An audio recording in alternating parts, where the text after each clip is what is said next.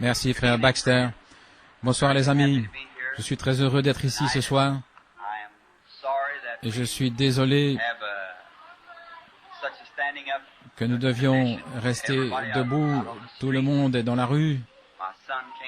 Mon fils est venu me chercher. Il disait, « Papa, ils sont debout et dans la rue et partout. » Il disait, « Dépêche-toi, dépêche-toi. » Ainsi, ça rend les choses un peu difficiles quand vous devez vous dépêcher, n'est-ce pas? Mais ce n'est pas tant que je doive me dépêcher, mais c'est plutôt de vous voir rester debout. C'est pour cela que je suis désolé. Nous avons été très heureux d'être ici à Tallahassee. J'ai apprécié chaque moment de notre temps ici. J'espère qu'un jour, nous pourrons revenir pour être avec vous à nouveau. Car nous nous attendons vraiment à quelque chose du Seigneur qui nous donne une tente ou quelque chose afin que nous puissions y avoir des réunions. C'est plutôt difficile quand vous savez, nos gens arrivent et les endroits où nous sommes ne sont peut-être pas assez grands pour s'occuper d'eux.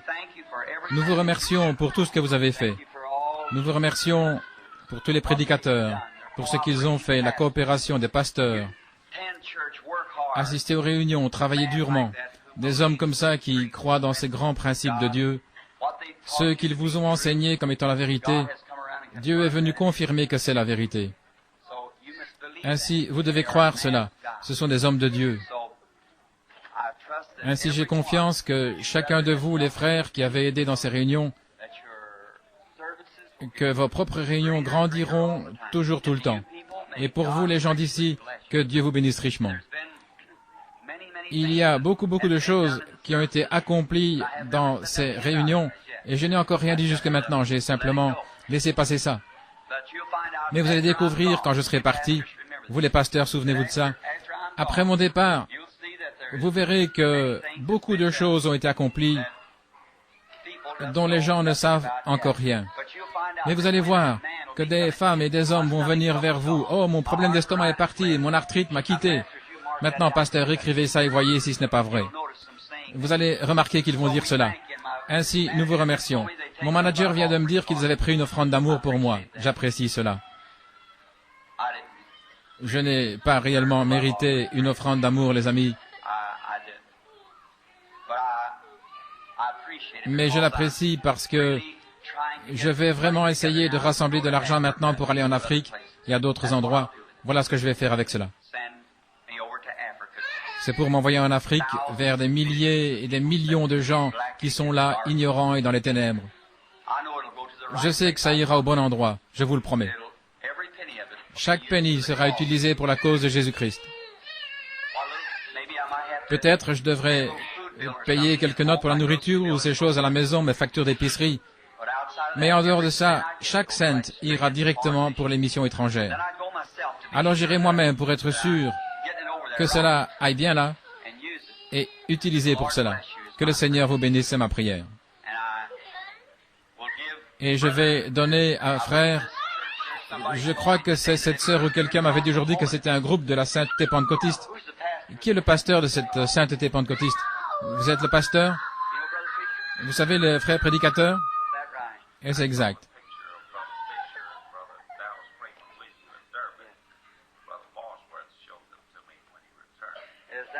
Est-ce vrai? Eh bien, c'est formidable. Certainement, frère Freeman et moi-même et frère Fisher, nous sommes tous de très bons amis. Je leur donnerai certainement la nouvelle que nous avons eu une véritable réunion ici, dans l'église de la sainteté pentecôtiste, quand je leur dirai que le Seigneur était avec nous ici. Que le Seigneur vous bénisse tous, chacun de vous. Et maintenant, ce soir, alors que vous êtes debout, je vais lire une écriture, et puis nous commencerons à prier pour les malades, juste dans quelques moments. Je sais que vous êtes fatigués de vous tenir debout. Je sais qu'il y en a à l'extérieur et au sous-sol et partout qui sont fatigués de rester debout. Je souhaiterais pouvoir faire quelque chose. Je souhaiterais simplement qu'il y ait quelque chose en mon pouvoir que je puisse faire et me lever et bénir chacun ici au point de simplement louer Dieu et bénir Dieu et que chacun soit guéri et puisse s'en aller, qu'il n'y ait aucun malade ou infirme. N'aimerais-je pas faire ça? Oh, si je pouvais, je le ferais maintenant même. Mais ce n'est pas en moi de le faire, je ne le peux pas. Je suis simplement un homme. La seule chose que je puisse faire, c'est d'offrir une prière pour vous et vous dire la vérité. Et si, en étant dans les réunions, quand les gens viennent, c'est quelque chose que les prédicateurs ont prêché, ou votre pasteur, il y a de nombreuses années, vous avez prêché que Dieu ferait ces choses. Cela ne fait que confirmer ce que vous, les pasteurs, vous avez prêché, ce qui allait arriver. Et en faisant cela, humblement, je fais de mon mieux ce soir pour vous apporter l'Évangile de la manière dont je crois que Dieu a ordonné que je dois le prêcher. Voulez-vous le recevoir?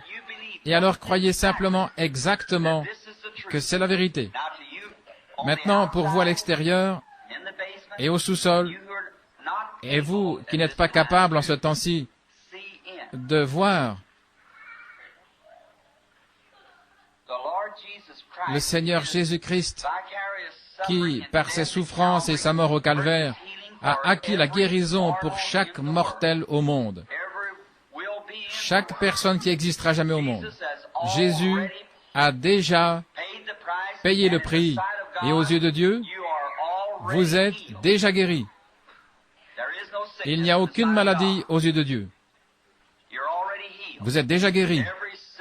Chaque pécheur ici, à l'intérieur ou à l'extérieur que vous soyez, vos péchés, pour autant que ça concerne Dieu, vous sont pardonnés maintenant. Mais si vous ne l'acceptez pas, alors quand vous viendrez dans sa présence, sans le sang de Jésus sur vous, comme un fils ou une fille, alors vous serez condamnés quand vous arriverez là. Le jour où vous en mangerez, ce jour-là vous mourrez. Maintenant, vous ne devez pas mourir dans cet état. Vous ne pouvez pas vous empêcher d'être un pécheur parce que vous êtes né pécheur, mais vous pouvez faire en sorte de ne pas rester un pécheur. Car aux yeux de Dieu, le péché est déjà couvert. Il ne pouvait pas regarder le péché. Il est juste et souverain. Dieu ne peut pas regarder le péché, il est saint.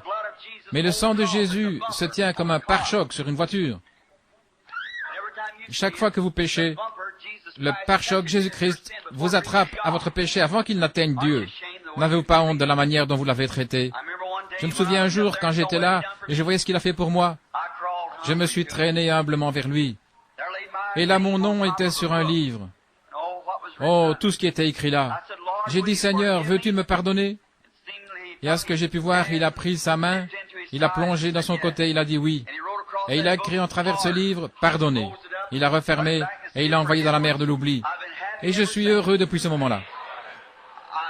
J'essaie de mon mieux, à mon humble manière, de dire à chaque mortel sur la terre, Jésus-Christ vous aime, il est la seule chose qui retient la colère de Dieu sur vous. Recevez-le comme votre sauveur personnel. Et quand vous avez fait cela, maintenant, il a aussi été meurtri sur son dos. Et par ces meurtrissures, nous sommes guéris. Ou plutôt, nous avons été guéris. Non pas nous serons, mais nous avons déjà été guéris. Chaque personne a été guérie. Et maintenant, la seule chose à faire, c'est de croire premièrement dans votre cœur avant de pouvoir le dire. Si vous le dites simplement des lèvres, ça ne vous fera pas de bien. Mais voyez-vous, ce n'est pas quelque chose de superficiel. Ce n'est pas simplement quelque chose... J'ai entendu quelqu'un dire hier soir dans une émission, chaque personne qui croit a été remplie du Saint-Esprit. Maintenant, sans être en désaccord avec ce prédicateur, mais il n'a probablement pas simplement compris les Écritures. Paul, dans Actes au chapitre 19, a demandé à ces baptistes-là s'ils avaient reçu le Saint-Esprit depuis qu'ils avaient cru. Non pas quand vous croyez. Le Saint-Esprit est un don de Dieu après que vous croyez. C'est le don de Dieu pour vous, pour le fait de croire. Mais vous pouvez croire que Jésus est le Fils de Dieu et l'accepter comme votre sauveur personnel et malgré tout ne pas encore avoir le Saint-Esprit. Le don du Saint-Esprit est le don personnel de Dieu aux croyants. Vous êtes sauvés parce que vous croyez, mais vous êtes remplis du Saint-Esprit quand le don personnel de Dieu vient sur vous, ce qui est le Saint-Esprit. Maintenant, vous voyez, ce n'est pas quelque chose de superficiel, c'est quelque chose de profond. Nous ne sommes plus des bébés. Nous sommes des hommes et des femmes. L'Église devrait être dans cette condition ce soir. Pas superficielle, mais profonde en Dieu. Maintenant, la guérison, ce n'est pas quelque chose où vous dites simplement, eh bien, je le crois, je le crois. Maintenant, c'est très bien. Si c'est ce que vous pouvez faire de mieux, simplement mentalement, ou simplement dire, eh bien, oui, je vois, je le crois, je l'accepte. Alors, si vous l'acceptez sur cette base, continuez de le dire sans cesse. Dites-le à haute voix. Dites-le sans cesse, répétez-le. Continuez simplement de dire, je suis guéri, je suis guéri. Dites-le jusqu'à ce que réellement vous le croyez. Et quand vous le croyez, alors ça va arriver. N'ayez pas de témoignages négatifs. Chaque fois quand vous confessez, eh bien, je me sens encore mal aujourd'hui, je pense. Alors vous voyez, vous retournez directement dans le même sillon où vous étiez au commencement. Il n'y a aucun homme ou aucune femme ici étant baptisé du Saint-Esprit qui ne commencerait sa confession en disant « Je crois que j'ai perdu le Saint-Esprit, je crois qu'il est parti loin de moi, je crois... » Vous allez vous effondrer, vous n'arriverez jamais. Écoutez attentivement, vous ne pourrez jamais vivre au-dessus de votre confession. Jésus est le grand prêtre de notre confession, n'est-ce pas vrai? Maintenant, Hébreux 3.1. Et n'importe quel érudit sait que le mot profession, c'est confession, aussi c'est la même traduction. Maintenant, il est assis à la droite de Père pour intercéder sur quoi? Sur notre confession. Il ne peut rien faire pour vous avant que vous confessiez premièrement qu'il l'a fait. Voyez-vous? Quand vous avez accepté, maintenant, je n'ai pas été sauvé, je ne suis pas sauvé ce soir parce que je me réjouis, que je pousse des cris. Ce n'est pas ça. Je ne suis pas sauvé parce que le don de Dieu agit à travers moi. Je suis sauvé parce que j'ai rencontré les conditions que Jésus-Christ requiert de moi. Je suis sauvé selon la Bible. Voyez-vous? N'est-ce pas vrai? Et non pas parce que je sens que je suis sauvé. Satan peut vraiment vous mener par le bout du nez avec vos sensations. Mais il ne le peut pas quand c'est ainsi dit le Seigneur. Il ne peut pas agir ainsi, il ne peut pas contrecarrer cela. Ça va le vaincre. Maintenant, quand vous croyez que vous êtes sauvé, là, assis à votre place, où que vous soyez, vous l'avez accepté, vous avez commencé à le confesser, à dire aux gens que vous étiez sauvés. Eh bien, vous avez continué de dire, je suis sauvé. Les gens disaient, je ne vois pas de différence en toi, mais vous avez cru qu'il y en avait une, n'est-ce pas vrai? Et vous avez maintenu votre confession, et après un temps, cela a produit la justice. Tous vos voisins et tout le monde sait que vous êtes sauvés maintenant. Parce que vous l'avez cru, vous l'avez confessé. Eh bien, qu'est-il arrivé? Qu'est-ce qui a changé? Il est le souverain sacrificateur de votre confession, assis à la droite du Père, pour confirmer ce que vous avez confessé. Maintenant, c'est la même chose avec votre guérison. Vous l'acceptez comme votre guérisseur. Renoncez à ce que vous ressentez. Ce n'est pas par vos sensations, c'est par la foi. Vous dites que vous êtes guéri, vous croyez que vous êtes guéri, agissez comme étant guéri, vous vous associez avec ceux qui croient à la guérison, et Dieu va vous conduire directement dans un état de parfaite santé. Ça ne faillira pas. Simplement une illustration. J'essaye de faire agir la foi, voyez. Je peux voir ce que le Saint-Esprit va faire ici pour nous dans quelques minutes. Ne regardez jamais les symptômes. Madame, ne regardez pas au fait que vous êtes dans une chaise roulante ou ce jeune gars ici. Ce n'est pas plus difficile pour Dieu que de guérir un mal de dents. Ça ne fait aucune différence. Maintenant, regardez. Il est le souverain sacrificateur de votre confession. Maintenant, si quelqu'un devait vraiment avoir de mauvais symptômes, eh bien, ça devait être Jonas. Quand il est allé à Ninive, il était rétrograde. Il allait à Ninive ou à Tarsis au lieu de Ninive, sur le mauvais bateau. Il allait dans la mauvaise direction, il était rétrograde, en train de fuir Dieu, sur une mer agitée. Il lui avait lié les mains et les pieds, et l'avait jeté hors du bateau. Il s'est enfoncé dans la mer, une baleine l'avait avalé et est allé directement au fond de la mer pour se reposer comme font les poissons. Et il était là, avec les mains et les pieds liés, rétrograde, une mer agitée, au fond de la mer, dans le ventre d'une baleine. Si quelqu'un devait avoir de mauvais symptômes, eh bien, c'était bien Jonas. Il regardait de ce côté-ci, tout ce qu'il pouvait voir, c'était le ventre de la baleine, et partout où il regardait, c'était le ventre de la baleine. Mais il a refusé de regarder ça. Je suis assis ici. Eh bien, le docteur m'a dit que j'avais un problème cardiaque, que j'avais de l'arthrite. Refusez de le voir, refusez de le croire. C'est juste. Jonas a dit, ce sont des vanités mensongères. Il a dit, encore une fois, Seigneur, je vais tourner les yeux vers ton Saint-Temple. Il a dit ça à Dieu. Lorsque Salomon a dédicacé le temple, il a dit, si ton peuple est dans les problèmes quelque part et qu'il tourne les yeux vers ce saint lieu et qu'il prie, alors tu entendras des cieux. Et il croyait, Jonas, croyait que Dieu avait entendu la prière de Salomon. Et il a commencé à dire, je ne vais pas regarder au ventre de la baleine, je ne vais pas regarder à mon état rétrograde, je vais regarder vers ton Saint-Temple et à faire ma confession. Et Dieu a envoyé de l'oxygène, il l'a gardé en vie pendant 3 jours et 3 nuits, et l'a conduit à Ninive, là où il devait aller. Eh bien, si Salomon à prier ainsi. Et il n'y a personne qui est dans cet état-là ou à la moitié de l'état de Jonas. Vous n'avez aucun des symptômes qu'il avait. Eh bien, si lui, dans cet état, a pu regarder vers le temple construit de main d'homme et un être de cette terre, un homme, Salomon, qui avait prié, et s'il avait pu avoir foi dans la prière de Salomon, combien plus devrions-nous, vous et moi, ici ce soir, regarder au trône de Dieu où Jésus se tient à sa droite avec son sang là pour intercéder sur base de votre confession. Refusez simplement d'avoir les symptômes.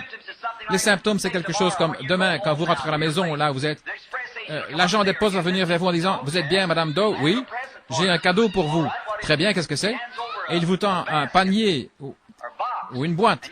Et vous entendez quelque chose qui bouge là-dedans dans cette boîte. Et vous regardez, c'est une boîte remplie de serpents. Des serpents à sonnette. Eh bien, vous ne voulez pas ça? Alors vous dites, « Je ne veux pas ça. Oh, mais c'est à vous. Quelqu'un l'a envoyé pour vous. Voici votre nom. Votre nom est écrit ici. C'est quelqu'un qui vous l'a envoyé. Ces serpents, ils sont à vous. Vous devez les prendre. » Maintenant, dans un certain sens, ils sont à vous, mais dans un autre sens, ils ne sont pas. Quelqu'un vous les a envoyés, mais ils ne sont pas à vous avant que vous ne signiez comme quoi vous les avez reçus. Et quand vous signez, alors vous les recevez et ils vous appartiennent. Mais si vous refusez de signer, il doit les reprendre et les ramener à la poste. Et la poste doit renvoyer le colis à celui qui vous l'a envoyé, n'est-ce pas? Eh bien, ne signez rien de ce que le diable vous amène. Non, refusez simplement. Dites, ça ne m'appartient pas, Satan, reprends ça. C'est tout, je ne le veux pas. Refusez d'avoir votre maladie, votre arthrite, quoi que ce soit. Je n'ai tout simplement pas. Par ces meurtrissures, je suis guéri. Restez fermement sur votre terrain, confessez-les, croyez-le, restez là, et Dieu le fera s'accomplir. Peu importe ce que c'est, croyez-le simplement. Très bien. Vous êtes un bon groupe de gens. Moi, je ne suis pas tellement un prédicateur, mais j'aimerais certainement vous parler un peu ce soir, mais je ne peux pas. J'ai prié pendant des heures maintenant pour avoir l'onction de la guérison, et je puis alors revenir et commencer à prêcher. Ce ne serait tout simplement pas la chose à faire. Je désire lire une écriture, et puis nous appellerons la ligne de prière. Saint Jean chapitre 5, en commençant au verset 33. Écoutez attentivement maintenant. Vous avez été voir Jean, et il a rendu témoignage à la vérité. Pour moi, ce n'est pas d'un homme que je reçois le témoignage, mais je dis ceci afin que vous soyez sauvés. Jean était la lampe ardente et brillante, et vous avez voulu vous réjouir pour un temps à sa lumière. Mais moi, j'ai un témoignage plus grand que celui de Jean, car les œuvres que le Père m'a donné d'accomplir, ces œuvres mêmes que je fais, témoignent de moi que c'est le Père qui m'a envoyé. Courbons la tête un instant partout si vous voulez. Maintenant, dans une profonde sincérité, les amis à l'intérieur et à l'extérieur, partout, regardons à l'initiateur de notre foi et à celui qui l'amène à la perfection, qui a promis que si 2 ou 3 se rassemblent en son nom, il serait là. Maintenant, Seigneur, nous croyons que tu es ici même. Nous venons, Seigneur Dieu, dans le nom du Seigneur Jésus, parce que nous n'avons pas de nom ou de mérite propre pour venir près de toi. Si nous venions en notre propre nom, tu ne nous recevrais pas. Mais nous sommes tellement profondément concernés ce soir au sujet des gens malades et l'état de tes enfants, au point de venir en plaçant le nom de celui qui a promis que si nous venions en son nom, tu entendrais notre Seigneur Jésus-Christ. Tout ce que vous demanderez au Père en mon nom, je le ferai. Ainsi nous venons en son nom, en sachant que le Dieu du ciel, le grand Amoya, et il jette les regards sur cette église ce soir et dehors, à l'extérieur et au sous-sol. Ces grands yeux au rayon X de Dieu qui percent jusqu'à l'âme de l'homme. Rien n'est caché, tu connais tout, tu connais chaque personne. Pas même un moineau ne peut tomber dans la rue sans que tu ne le saches. Combien plus es-tu au courant que nous sommes en train de prier maintenant? Père, veux-tu faire cela pour nous ce soir? Si j'ai trouvé faveur à tes yeux, Seigneur, j'ai essayé de mon mieux de te servir, et tout ce que je sais, en sachant que j'ai fait beaucoup de fautes et que je mérite d'être retranché ce soir, mais c'est par ta grâce, Seigneur, si nous sommes ici. Seigneur, comme tu me l'as dit, tu m'as envoyé pour prier pour les malades. J'ai essayé d'être humble. Je ne devais pas aller à des grands endroits. Une petite église, c'est très bien pour moi. Juste simplement, là où tu désires que j'aille, j'essaierai d'aller. J'ai toujours essayé de donner l'honneur et la gloire à Jésus-Christ, notre Sauveur, essayant d'accomplir l'œuvre que je sens qu'il a commencé là-bas. Et il a promis d'être avec les gens jusqu'à la fin du monde, en lui donnant toute la louange et la gloire. Maintenant, Seigneur, abaisse ton regard vers ce groupe de gens qui sont en train d'attendre. Envoie le grand Saint-Esprit de Dieu sur eux. Et puisse, pourrait-on dire, l'ange de la guérison étendre ses grandes ailes au travers du bâtiment ce soir et éteindre toute incrédulité, et qu'il y ait une telle grande joie dans le camp après un moment, au point ils vont simplement courir sous sa bénédiction au Seigneur et attendre, et puissent les gouttes de miséricorde et de foi tomber de ses ailes sur chaque personne au point où ils vont simplement laisser tomber tout péché, toute entrave, et être libres et venir le servir et être guéris de leur maladie.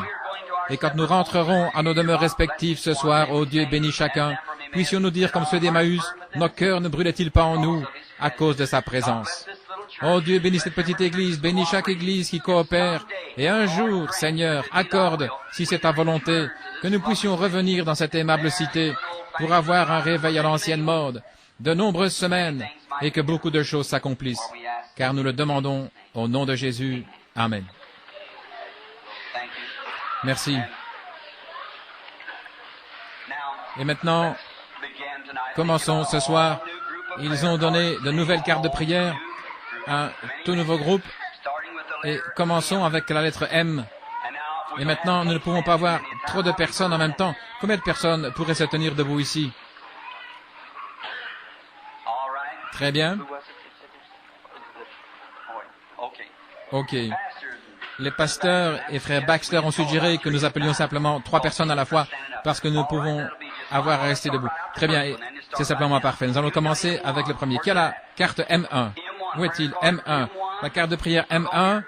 Regardez votre carte de prière. C'est une petite carte comme ceci. Et vous avez votre nom et votre adresse devant. Et de ce côté-ci, il y a une lettre. Une lettre M. Ça doit être 1. M1, M2, M3. Voyons si vous pouvez les avoir. Il y en a, je pense, qui sont peut-être à l'extérieur et d'autres à la réunion de l'après-midi. Il y a peut-être des personnes au sous-sol. Où que vous soyez, si vous avez la carte de prière commençant par la lettre M, soyez prêts maintenant à être appelés. Nous avons M1, M2, M3.